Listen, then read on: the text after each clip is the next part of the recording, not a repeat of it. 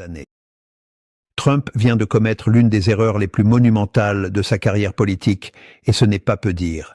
Il est tombé dans le piège tendu par Maduro avec une naïveté qui confond même ses plus fervents détracteurs.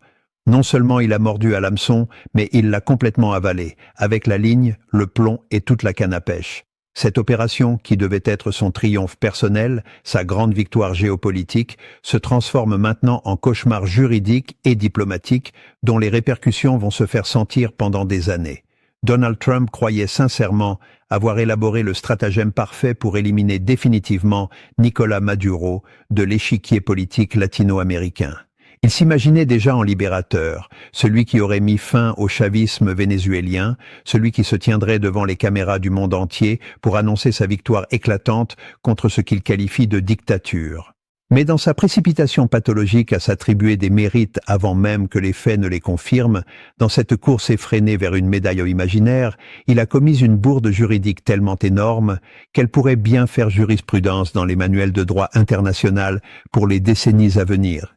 Ce qui rend cette situation absolument extraordinaire, c'est que Trump a littéralement offert à son adversaire, celui qu'il vient de faire enlever et transporter sur le sol américain, l'instrument juridique parfait pour échapper à toutes les accusations portées contre lui. Les avocats de Maduro doivent encore avoir du mal à croire leur chance. Permettez-moi d'établir quelques principes fondamentaux avant d'entrer dans le vif du sujet. Aucun pays au monde, selon les conventions internationales établies depuis des siècles, ne peut légalement capturer un président en fonction, le kidnapper de son territoire national et le transférer de force pour le juger sur son propre sol.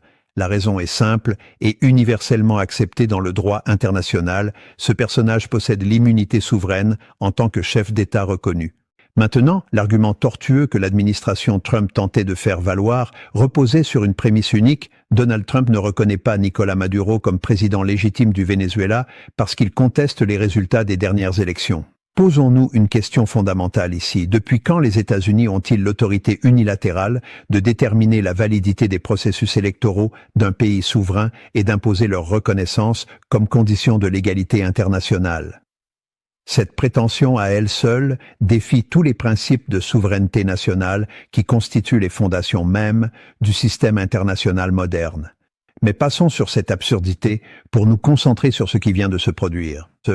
Bonjour à tous, je suis le docteur Mearsheimer, analyste des